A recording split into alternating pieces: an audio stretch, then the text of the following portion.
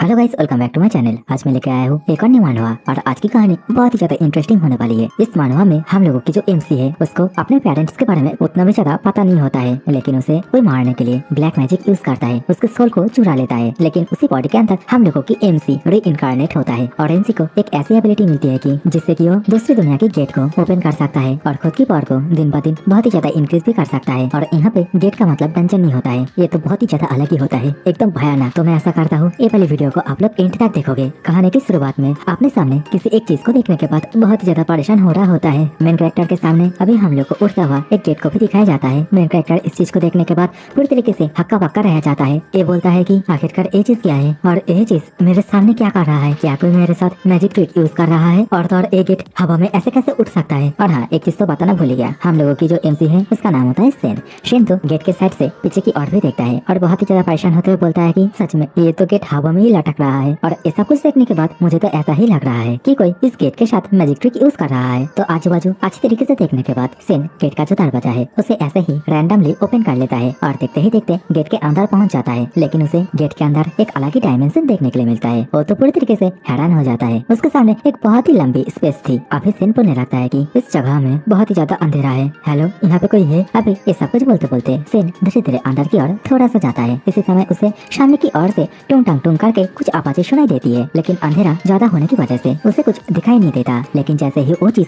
सेन के सामने आ जाता है तो हम लोग को देखने के लिए मिलता है कि ये तो बहुत ही ज्यादा ह्यूज एक कंकाल होता है और इस कंकाल को देखने के बाद सेन का मानो पैरों तले जमीन पूरी तरीके से खिसक जाती है। देखते ही देखते ये जो बहुत ही ज्यादा ह्यूज स्केलेटन है अभी सेन को खाने के लिए सेन के ऊपर अटैक कर देता है। लेकिन सेन दुम दबा के यहाँ से जल्दी से भाग जाता है, गेट से बाहर आ जाता है और गेट को फटाक से बंद कर देता है और बोलने लगता है कि मुझे माफ कर देना तुम्हें तंग करने के लिए, good bye, bye bye, have a nice day. सेन तो अभी ये भी बोलता है कि मैं आशा करता हूँ कि वो जो क्रिएचर था वो मेरे पीछे दोबारा से ना आए। लेकिन अभी गेट से बाहर आने के बाद ही गेट हवा में ही ऐसे ही वैनिश हो जाता है और अचानक से गेट को वैनिश होता हुआ देखने के बाद सेन भी चौंक जाता है। लेकिन इसी समय शेन के दिमाग में एक आवाज गूंजती है जहाँ पे कोई शेन को ये बोल रहा होता है कि कांग्रेचुलेशन ह्यूमन, तुमने वर्ल्ड हीलिंग की एबिलिटी अवेकनिंग किया है और फाइनली मैं तुम्हें ढूंढ भी लिया हूँ। तो अचानक से आवाजें सुनाई देने की वजह से शेन पूरी तरीके से घबरा जाता है। वो इधर उधर देखने लगता है, पूछने लगता है कि आखिरकार कौन है जो मेरे साथ बात कर रहा है। शेन को अभी इतना ज्यादा पैनिक होता हुआ देखने के बाद अभी वो आवाज दोबारा से सेन से बोलने लगता है कि तुम इतना भी ज्यादा पैनिक मत हो, मैं दूसरी दुनिया में ट्रैप होकर रखा हूँ और मैं तुम्हारे साथ टेलीपैथी के जरिए बात कर रहा हूँ और तुम अभी मेरे बातों को ध्यान से सुनो। मैं अभी जो inter dimensional communication skill use कर रहा हूँ वो एकदम लिमिटेड है और अगर तुम मारना नहीं चाहते तो मैं जो बोल रहा हूँ वही करो। और ये बोलने के साथ ही वो आवाज पहले सेन को अपने पास में जो बैग है उसे ओपन करने के लिए बोलता है और बैग के अंदर से एक स्टैचू को बाहर की ओर निकालने के लिए बोलता है, जो कि बहुत ही ज्यादा क्रीपी टाइप था। सेन भी वैसा ही करता है, वो अपने बैग के अंदर से गोल्डन कलर की एक स्टैचू बाहर की ओर निकाल लेता है। वो आवाज दोबारा से सेन से बोलने लगता है कि ये स्टैचू एक पुरानी गोस्ट किंग की स्थापित स्टैचू है और ये जो स्टैचू है इसे कोई तुम्हारे पास जानबूझ के रखा है, कोई तुम्हें मारना चाहता है, तुम्हारी सोल को चोरी करना चाहता है। अभी इन सभी बातों को सुनने के बाद सेन को बहुत ही बड़ा एक झटका लगता है। उसे इस बॉडी की जो पुरानी यादें है वो अपने आप ही दिमाग में आने लगता है। सेन को पता चलता है कि वो तो एक मिडिल स्कूल का स्टूडेंट है और इस बॉडी की जो ओरिजिनल ऑनर है उसकी सोल तो इस स्थापित स्टैचू के कारण पूरी तरीके से वैनिश हो चुका है। और जब ये पुरानी सेन मारा जा चुका था उसी टाइम पे मैं भी ब्लू स्टार नाम के एक ग्रह पे ज्यादा काम करने की वजह से मारा गया था और मेरा जो सोल है उसी टाइम पे इसी बॉडी के अंदर घुस जाता है और मैं इस बॉडी के अंदर जिंदा हो जाता हूँ। सेन इन सभी बातों को सोच ही रहा था, इसी समय वही आवाज दोबारा से सेन से बोलने लगता है कि ह्यूमन, जब ये स्थापित स्टैचू किसी को मारने में फेल हो जाता है तब अपने आप ही खत्म हो जाता है और खत्म होने के टाइम पे ये स्टैचू जितने भी सोल को अपने अंदर शोषण किया था वो सभी शक्तियों को भी दे के जाता है। तुम एक काम करो, जल्दी से वो जो गेट है उसे दोबारा से सामान करो। वॉइस की ये कहते ही हम लोग को देखने के लिए मिलता है कि सेन के हाथ में जो स्थापित स्टैचू थी वो धीरे धीरे करके डस्ट में कन्वर्ट हो जाता है। सेन भी पूरी तरीके से हैरान हो जाता है। देखते ही देखते सेन के सामने वही मैजिक से बना हुआ दोबारा से डायमेंशनल गेट ओपन हो जाता है। तो वो आवाज दोबारा से सेन से बोलने लगता है कि हाँ, तुमने एकदम सही सोचा, वो जो स्टैचू है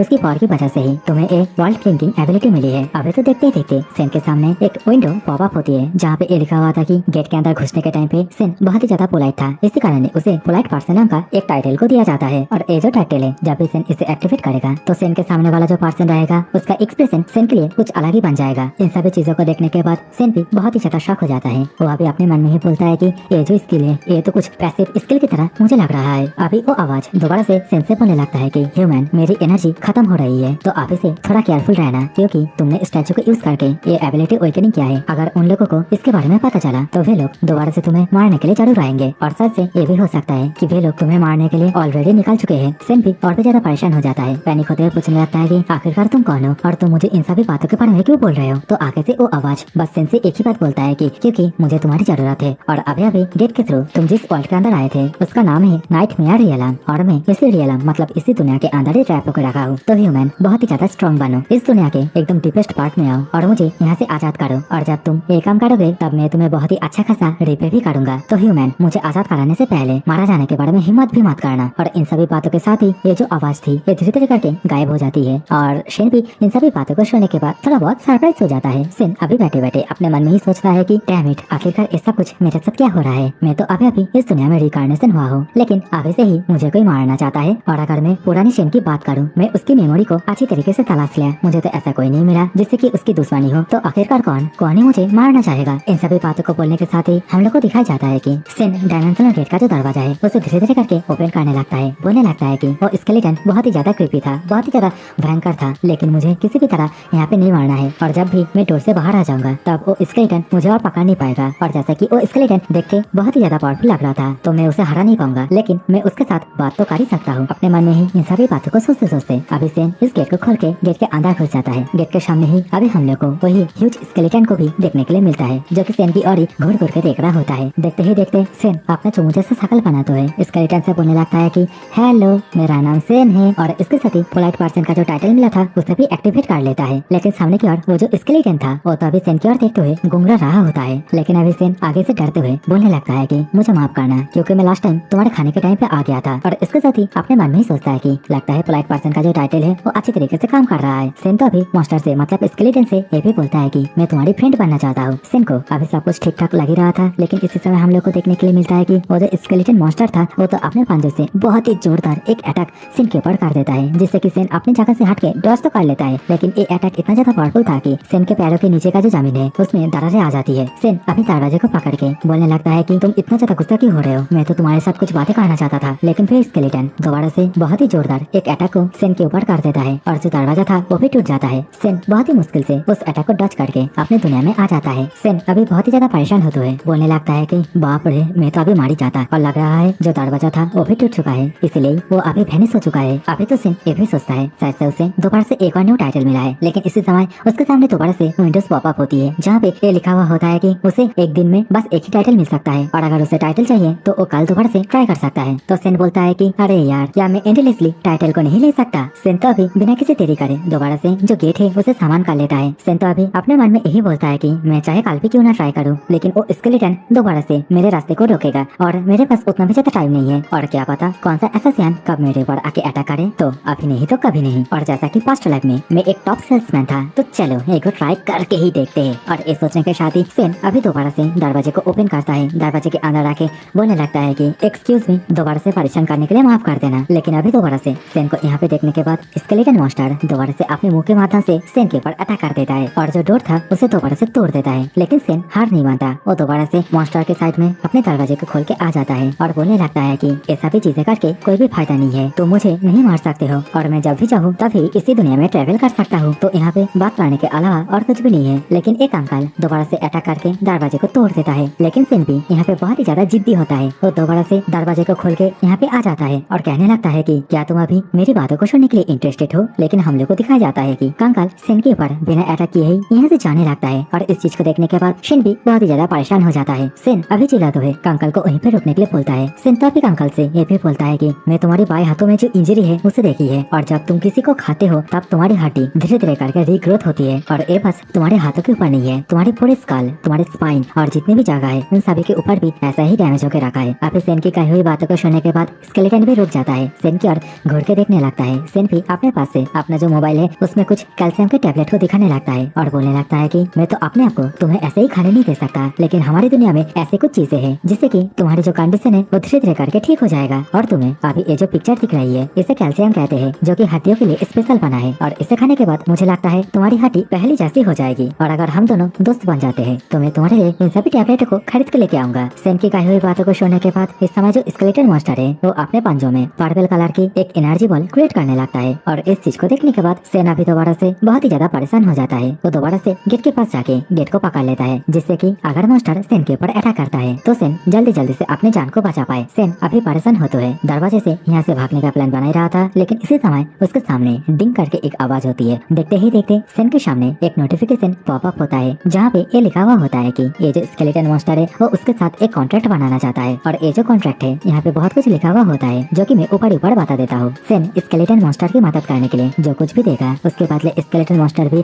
सेन को बहुत कुछ रिवॉर्ड देगा। मतलब मुझे अच्छी अच्छी चीजें दो और मुझसे अच्छी अच्छी चीजें लो। तो बेसिकली कॉन्ट्रैक्ट में मोटे मोटे तौर पे यही लिखा हुआ होता है। तो बिना किसी देरी करे अभी जो सेन है वो भी इस कॉन्ट्रैक्ट के ऊपर अपना साइन कर देता है। और हाँ, यहाँ पे एक चीज बोलना तो भूल ही गया, सामने की ओर ये जो स्केलेटन है ये असली में एक डीमन गॉड होता है जिसको कि पहले मार दिया गया है। लेकिन इसका जो स्केलेटन है ये इस नाइटमेयर रियलम नाम का जो दुनिया है यहाँ का गेट कीपर है। तो अभी ये जो स्केलेटन है और जो सेन है इन दोनों के बीच कॉन्ट्रैक्ट साइन हो जाता है। सेन भी बहुत ही ज्यादा एक्साइटेड हो जाता है और इस सीजन के साथ सीन दोबारा से चेंज हो जाता है। अभी हम लोग को एक बहुत ही ऊंची बिल्डिंग का सीन दिखाई जाता है और इसी बिल्डिंग के अंदर अभी हम लोग को सेन की पेरेंट्स को दिखाई जाती है जहाँ पे सेन की मामी सेन के लिए एक टॉनिक लेकर आई होती है जिससे कि सेन को थोड़ा एनर्जी मिले। और सेन का जो पिता है वो सेन के लिए उसके बताए हुए जितने भी कैल्शियम टैबलेट है उन सभी को लेके आया होता है। सेन अभी अपने पिता के पास से टैबलेट को ले लेता है और उनको थैंक यू बोलता है। तो सेन की मदर सेन से बोलने लगती है कि अरे बेटा, यहाँ पे थैंक यू बोलने की कोई भी जरूरत नहीं है। जो चीज सबसे ज्यादा इम्पोर्टेंट है वो है तुम्हारी हेल्थ कंडीशन। अभी दरवाजा नॉक होता है, दो पुलिस ऑफिसर्स घर के अंदर आ जाते हैं जहाँ पे सामने की ओर ये जो मोटा वाला पुलिस ऑफिसर है ये बोलने लगता है कि हेलो, हम लोग यहाँ पे सेन के केस के सिलसिले में आए हैं, लेकिन जैसा कि सेन के साथ जो कुछ भी हुआ है उसके सोल को कोई चुराने की कोशिश की है। तो इन सभी चीजों के कारण पुलिस ऑफिसर्स भी अभी कुछ नहीं कर पाते हैं। यहाँ पे तो पुलिस ऑफिसर्स सेन को सिर्फ दुआई देता है। पुलिस ऑफिसरों के मुंह से इन सभी बातों को सुनने के बाद शिन भी बहुत ही ज्यादा शॉक हो जाता है। शिन तो अपने मन में ही बोलता है कि नहीं, जो पुराना वाला सेन था वो तो पहले मारा जा चुका है, उसकी सोल को तो किसी और ने ही ले ली है। और इन सभी बातों को सोचने के साथ ही सेन अभी इन दोनों ऑफिसर से बोलता है कि ऐसा है क्या, मतलब ऐसा कुछ अगर किसी के साथ होता है तो क्या वो पर्सन इसे अपना किस्मत बोल के छोड़ देगा। सेन की इस बात को सुनने के बाद ऑफिसर भी पूरी तरीके से शॉक हो जाता है। लेकिन पीछे से जो दूसरा ऑफिसर था वो बोलने लगता है कि सेन, मुझे पता है तुम बहुत ही ज्यादा उदास हो, लेकिन यहाँ पे कुछ ऐसा है जो कि मैं तुम्हें बताना चाहता हूँ। जो हायर अप से उन्होंने इस बात को अप्रूव किया है, जो हॉस्पिटल है वहाँ पे आगे से और कोई नहीं जाएगा, वहाँ पे दोबारा से किसी को एंटर करने के लिए अलाउ नहीं है और उस जगह पे कोई विक्टिम्स भी नहीं है। सेन अभी ऑफिसर की ओर देखते हुए अपने मन में ही बोलता है कि इसके कंधे पे 3 स्टार बैच है, मतलब इतनी कम एज में भी ये एक सार्जेंट है। इस सोचने के साथ ही सेन अभी वही ऑफिसर को इन सभी इन्फॉर्मेशन को देने के लिए थैंक यू बोलता है और इसके साथ ही ऑफिसर से ये भी बोलता है मुझे लगता है मुझे कोई मारने के लिए टारगेट कर रहा है। तो आगे से ऑफिसर भारी आवाज में सेन से बोलने लगता है कि तुम तो बस एक मिडिल स्कॉलर हो जिसके पास एक सिंपल सोशल सर्कल है, मतलब ज्यादा लोगों से बातचीत भी नहीं है, और हम लोगों ने जो इन्वेस्टिगेशन करा है वहाँ पे तो ऐसा कुछ भी नहीं मिला। इन सभी बातों को बोलने के साथ ही अभी वो पर्सन यहाँ से जाने लगता है, ये बोलते हुए कि हम लोगों को और भी केसेस अटेंड करना है, तो हम लोग आगे से आप लोगों को और ज्यादा तंग नहीं करेंगे। पुलिस ऑफिसर को इस तरीके से जाता हुआ देखने के बाद सेन अपने मन में ही बोलता है कि सच से वो जो स्थापित स्टैचू था वो बहुत ही ज्यादा पावरफुल है, जिसके कारण ऑफिसर्स भी हम लोगों की मदद नहीं कर पाया, ऊपर से गवर्नमेंट भी इन सभी चीजों में नहीं पड़ रहा है। सेन तो अभी बहुत ही ज्यादा परेशान होते हुए सोफे के ऊपर बैठे बैठे यही सोच रहा होता है कि मैं तो एक मिडिल हाई स्कूलर हूँ, तो मुझे मारने के लिए आखिरकार कोई इतना ज्यादा पावरफुल चीजों को यूज करेगा। सेन इन सभी बातों को सोच ही रहा था, लेकिन इसी समय वही सार्जेंट ऑफिसर यहाँ पे दोबारा से आ जाता है। सेन को अपने पास से खुद का जो कार्ड है वो दे देता है और सेन से बोलता है कि अगर तुम्हें कुछ भी परेशानी हो तो तुम मुझे डायरेक्टली कॉल करना। और इस बात को सुनने के बाद सेन भी पूरी तरीके से शॉक हो जाता है और सार्जेंट का जो कार्ड है उसे देखते हुए अपने मन में ही बोलता है कि तो स्टेशन के अंदर सभी लोग नाकारा नहीं है। लेकिन सेन तो अभी अपने मन में ये भी बोलता है कि जहाँ पे पुलिस एंड गवर्नमेंट कुछ नहीं कर सका वहाँ पे एक सिंपल सार्जेंट यही उखाड़ लेगा। और जैसा कि ये बात पूरी तरीके से फैल चुका है कि मैं अभी भी जिंदा हूँ, तो मेरे पीछे क्या पता कौन आ रहा होगा, और ऐसा भी हो सकता है कि वे सभी मेरी फैमिली को अपना टारगेट बनाए। इन सभी बातों को सोचने के साथ ही सेन अभी दोबारा से उठ खड़ा हो जाता है, बुक भरी साहस लेके डायमेंशनल गेट को दोबारा से सामान कर लेता है। गेट के अंदर जाके अपने पास जो कैल्शियम के टैबलेट है उसे स्केलेटन मॉन्स्टर को देने लगता है। लेकिन अभी हम लोग को दिखाया जाता है कि जो स्केलेटन मॉन्स्टर है वो अपनी उंगलियों से सेन के पॉकेट में जो पोशन है उसके और ही इशारा करता है। तो अभी सेन भी समझ जाता है उसके पास ये जो पोशन है वो मॉन्स्टर को चाहिए, और मॉन्स्टर भी इस पोशन के बदले में सेन को एक मैजिक जेट क्रिस्टल देता है। अभी मैजिक क्रिस्टल के बारे में हम लोगों को पता चलता है कि ये एक लो रैंक का नाइटमेयर क्रिस्टल है, और ये जो क्रिस्टल है इसे एक हाई एल्प्स ने तैयार किया था, जो कि एक टाइम पे ये जो बड़ा सा स्केलेटन है इसका एनिमी हुआ करता था। और ये जो क्रिस्टल है इसका काम यही है कि ये किसी के अंदर बहुत ही जल्दी से कोई भी स्किल्स या फिर टेक्निक को इनपुट कर सकता है। और जैसा कि एक क्रिस्टल शेन को अभी स्केलेटन ने दिया है, तो इसका मतलब जो एल्फ था उसे स्केलेटन ने पहले ही मार दिया है। देखते ही देखते जो नाइटमेयर क्रिस्टल है वो सेन के हाथों से ही टूट जाता है। सेन के अंदर जो मार्शल आर्ट है वो जाने लगता है। देखते ही देखते सेन के सामने स्टेटस विंडो पॉपअप होती है जहाँ पे ये लिखा हुआ होता है कि उसे मूनलिट डी रॉक नाम का एक टेक्निक प्राप्त हुई है। इन सभी चीजों के कारण अभी सेन भी बहुत ही ज्यादा हैरान हो जाता है। उसकी बॉडी के आसपास हम लोगों को ग्रीन कलर की लाइट देखने के लिए मिलता है, जहाँ पे सेन अभी अपने मन में ही यही सोच रहा होता है कि तो एटलीस्ट मेरे पास कुछ टेक्निक है जिससे कि मैं अपने आप को डिफीट कर पाऊंगा। अभी देखते ही देखते सेन के पास जितने भी मेडिसिन थे उन सभी मेडिसिनों को स्केलेटन अपने पास बुला लेता है और धीरे धीरे करके अंधेरे में चला जाता है। और इस चीज को देखने के बाद शिन भी बोलता है कि अरे यार फिर से अंधेरे में जा रहा है, हम लोगों ने एक दूसरे के साथ कॉन्ट्रैक्ट बनाया है तो एटलीस्ट कुछ बातचीत तो करते। लेकिन सिन भी वहाँ पे ज्यादा देर न रुकते हुए अभी गेट से बाहर की ओर आ जाता है। सिन अपने मन में ही सोचता है कि उसे जो टेक्निक मिली है शायद से उसे अभी कुछ प्रैक्टिस कर लेना चाहिए, लेकिन उसे अभी कुछ आवाजें सुनाई देती है। सिन सोचता है कि शायद से उसकी पेरेंट्स थे, लेकिन सिन इस चीज के ऊपर उतना भी ज्यादा ध्यान नहीं देता। अभी उसके सामने और भी ज्यादा विंडोज पॉप अप होने लगती है जहाँ पे उसकी जो एबिलिटी है, जो एजिलिटी है, उन सभी चीजों के बारे में बता रहा होता है। और सिन भी अभी अपने मन में ही बोलता है कि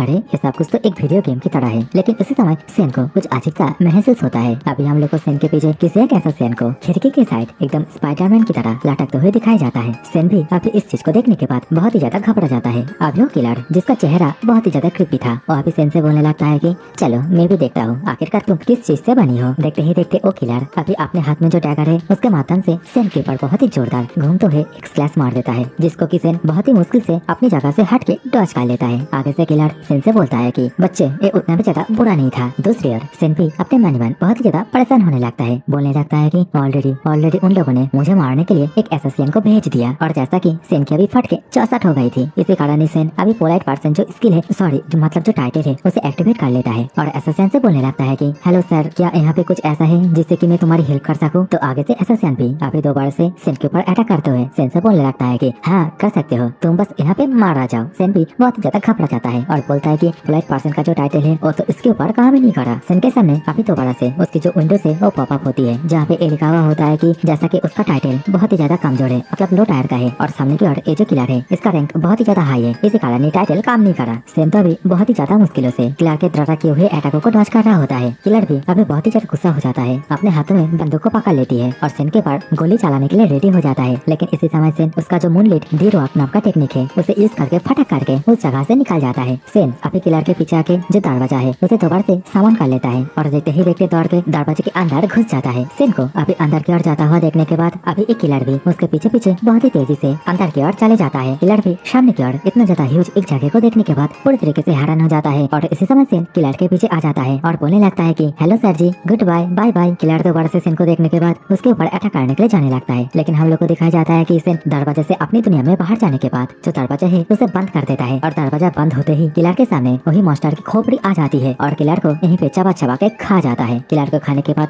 हम लोग को दिखाया जाता है कि मॉन्स्टर का जो टूटा हुआ एक हाथ था वो धीरे धीरे करके रिकवर होने लगता है। सीन चेंज हो जाता है। अभी हम लोग को सिन की और का सीन दिखाया जाता है। सिन अभी एक दरवाजे से हेलन देते हुए बहुत ही जोर जोर से हाँफने लगता है। सिन अभी बोलने लगता है कि ये तो बहुत ही ज्यादा क्लोज था और शायद से भी लोग और भी ज्यादा एसोसिएशनों को मेरे पीछे भेजेगा। मैं ऐसे ही टाइम को वेस्ट नहीं कर सकता, तो मुझे जल्दी से सेल्फ डिफेंस के लिए कुछ कार्डों को ढूंढना होगा। सिन अभी इस सब को सोच रहा था, इसी समय उसके सामने दोबारा से वही ग्रीन कलर की लाइट चमकने लगती है। सिन के सामने दोबारा से स्टेटस विंडोज पॉप अप होती है जहाँ पे लिखा हुआ होता है कि जैसा कि सिन ने स्केलेटन के साथ एक कॉन्टेक्ट किया था, जहाँ पे वो स्केलेटन को जो कुछ भी देगा उसके बदले स्केलेटन भी उसे कुछ देगा। और जैसा कि सिन ने कुछ देर पहले एक लिविंग बीइंग का सैक्रिफाइस किया, इसी कारण उसे 2 रिवॉर्ड दिया जाता है और एक कोई मामूली रिवॉर्ड नहीं, जिनमें से एक होता है क्राउन और एक होता है मेडल। दोनों का ही अलग अलग काम होता है और सिन जब इन दोनों चीजों को यूज करेगा तब पता कर लेना इन दोनों चीजों का काम क्या है। मैं और कुछ नहीं बोलने वाला। तो अभी ये जो रिवॉर्ड है इसे देखने के बाद सिन खुश तो हो ही जाता है, लेकिन हमेशा बात यही होती है कि पहले इस्तेमाल करो फिर विश्वास करो। तो सिन वही करता है, जो क्राउन है उसे अपने फोरहेड पर पहन लेता है और देखते ही देखते सिन एक एल्फ में परिवर्तन हो जाता है। अपने आप को एक एल्फ में परिवर्तन होता हुआ देखने के बाद सिन पूरी तरीके से खुश हो जाती है, उसकी आंखें चमकने लगती है। वो बोलता है कि तो कल मुझे दोबारा से एक और टाइटल तो जरूर मिलेगा, क्योंकि मैं इसे यूज करते हुए एल्फ की दुनिया में जाने वाला हूँ। सिन इन सभी बातों को सोच रहा था, लेकिन इस समय उसके दरवाजे पर दोबारा से नॉक होता है। कोई पूछने लगता है कि सिन क्या तुम अंदर हो? और इस चीज को सुनने के बाद सिन परेशान होते हुए अपने मन में ही सोचता है कि क्या वे लोगों ने दोबारा से एक और एसोसिएशन को भेज दिया। इसी समय दरवाजे के पीछे से दोबारा से आवाज आती है कि मैं तुम्हारी दोस्त चीन हूँ, क्या तुम ठीक हो? तो सिन भी अभी इस बात को सुनने के बाद दरवाजे को खोलने के लिए जाने लगता है और इसके साथ ही अपने मन में ही बोलता है कि अच्छा ये चेन है सिन का बेस्ट फ्रेंड।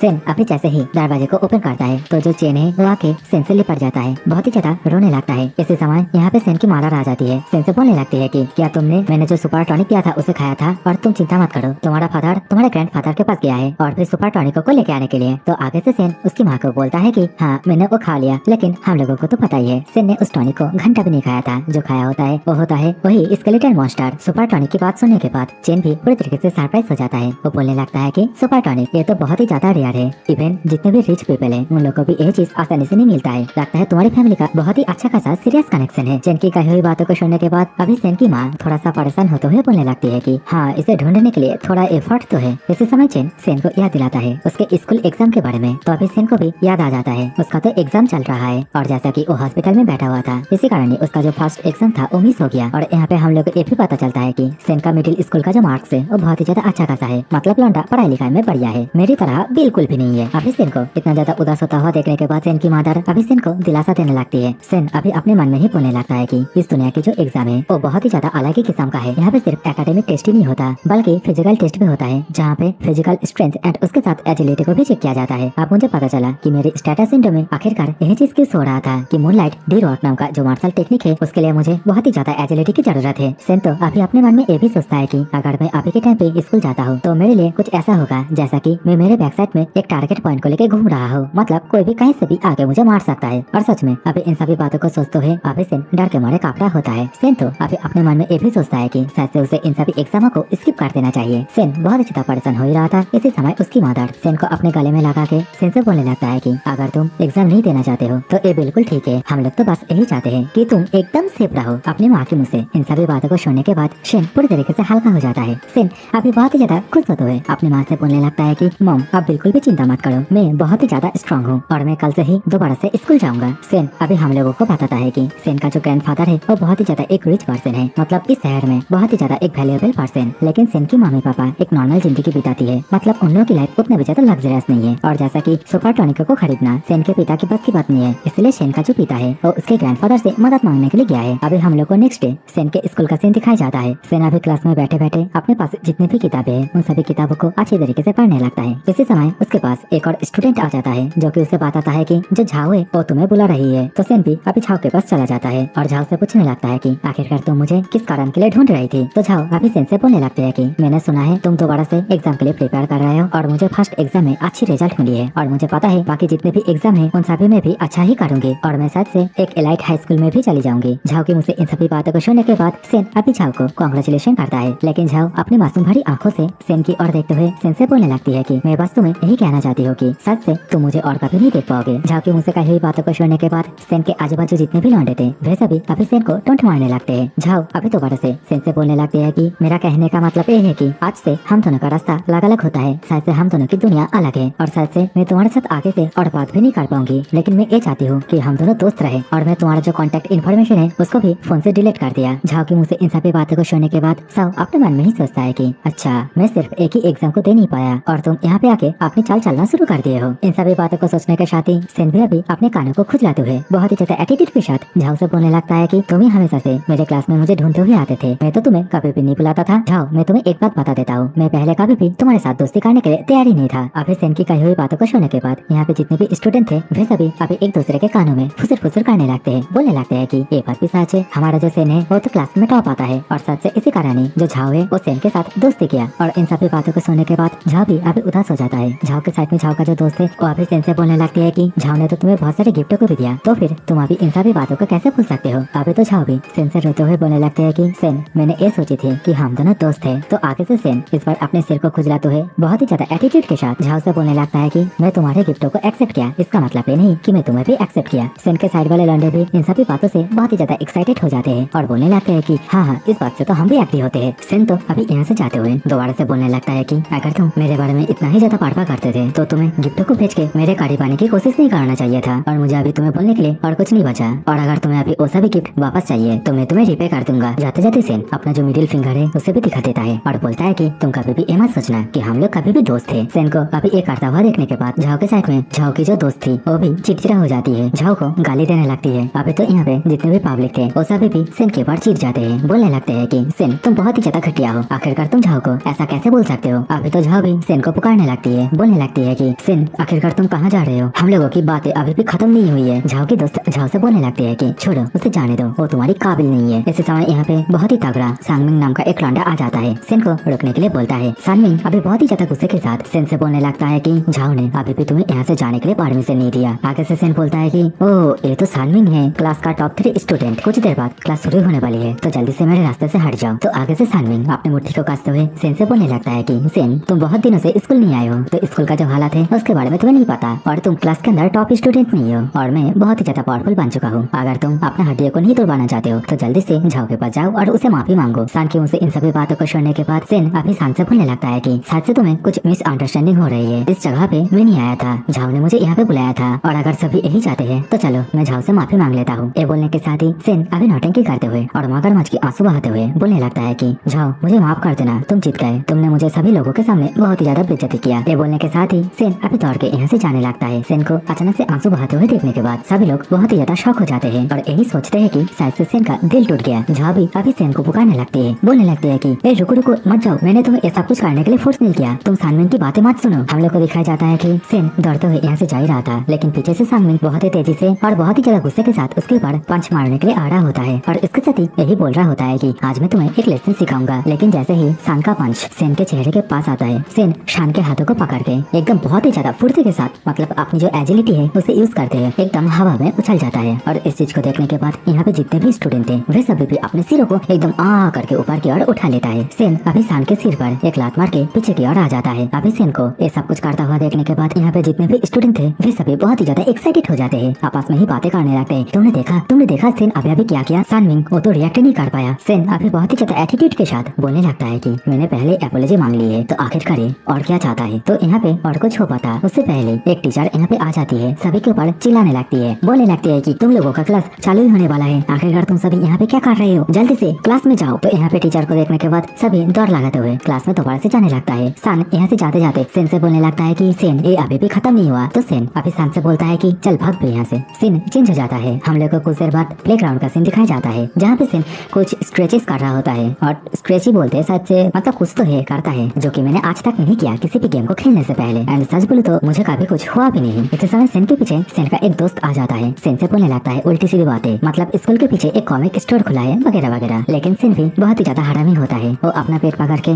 बहाना मारते हुए अपने फ्रेंड से बोलता है कि क्या तुम मेरी जगह पे थोड़ी देर रुक सकते हो, मेरे पेट में बहुत ही तेज दर्द हो रहा है तो मुझे भागने जाना है। देखते ही देखते सेन अभी बाथरूम की ओर खिसक लेता है, एक बाथरूम के अंदर घुस जाता है। इसी समय हम लोग को देखने के लिए मिलता है कि सेन के पीछे पीछे कोई एक लौंडा अपने हाथ में पेन को लेके सेन को मारने के लिए आया होता है एंड ऑब्वियसली उसके पेन में जहर भी लगा हुआ होता है। अभी ये पर्सन सेन जहाँ पे घुसा है उसी के अंदर घुस जाता है, लेकिन वो सामने की ओर देखता है कि सेन तो यहाँ पे है नहीं। तो अभी ये पर्सन पूरी तरीके से हैरान हो जाता है, बोलने लगता है कि मैंने तो उसे यहाँ पे आते हुए देखा, तो आखिरकार वो कहाँ गायब हो गया। सीन चेंज हो जाता है, अभी हम लोग को शेन को एल्फ के गेटअप में दिखाया जाता है। सेन अभी नाइटमेयर रियलम के अंदर आ जाता है। अंदर की ओर जाते जाते सेन बोलता है कि अरे यार यहाँ पे तो आज वो जो स्केलेटन है वो नहीं है। चलते चलते सेन का पैर एक पिस्तौल के ऊपर पड़ता है। सेन भी समझ जाता है उसे मारने के लिए पहले जो एसासिन आया था ये पिस्तौल उसी का ही है। सेन अभी वो जो पिस्तौल है उसे उठा लेता है, बोलने लगता है कि इस पिस्तौल के ऊपर अभी भी पसीना लगा हुआ है, लेकिन कोई ना, मुझे डिफेंस के लिए एक और चीज मिल गया। सेन अपने पास से क्राउन के साथ जो बैच मिला था उसे भी बाहर कर निकाल लेता है। देखते ही देखते यहाँ पे एक एड जैसा कुछ ओपन हो जाता है। इसी समय वही मिस्टीरियस वॉइस अभी सेन से बोलने लगता है कि ह्यूमन, मेरे पास तुम्हारे साथ बात करने के लिए उतना भी ज्यादा पावर नहीं बचा, लेकिन मैं तुम्हें कुछ देना चाहता हूँ। वॉइस का ये बोलने के साथ ही अभी हम लोग को शेन के हाथों में ब्लैक कलर के स्टिक जैसा कुछ दिखाया जाता है और देखते ही देखते सेन इस जगह से टेलीपोर्ट हो जाता है और इसी सीन के साथ ये वाली वीडियो यहीं पे खत्म होती है। तो ये वाली एपिसोड उसी सीन से ही शुरू होती है। शेन अभी टेलीपोर्ट होके एकदम सीधा एल्फ वाली दुनिया के अंदर आ जाता है। टेलीपोर्ट होने के बाद शेन अभी बहुत ही ज्यादा परेशान होता है, अपने मन में ही बोलने लगता है कि मेरा सिर तो अभी पूरी तरीके से घूम रहा है और क्या टेलीपोर्ट से ये काम किया और मैं जहाँ पे हूँ क्या ये एल्फों की दुनिया है। और इसके साथ ही यहाँ पे आने से पहले मिस्टीरियस वॉइस ने उसके हाथों में जो चीज दिया था जो कि बेसिकली एक टैगर होता है, उसे देखते हुए अभी अपने मन में ही बोलने लगता है कि आखिरकार उस मिस्टीरियस पर्सन ने मुझे एक टैगर क्यों दिया। सेन अभी पड़े पड़े इन सभी बातों को सोच ही रहा था। इसी समय सेन के पीछे किसी एक जन को दिखाया जाता है। तो बेसिकली यहाँ पे और 3 एल्फ आ जाते हैं, जिनमें से एक बोलता है कि फेरेन,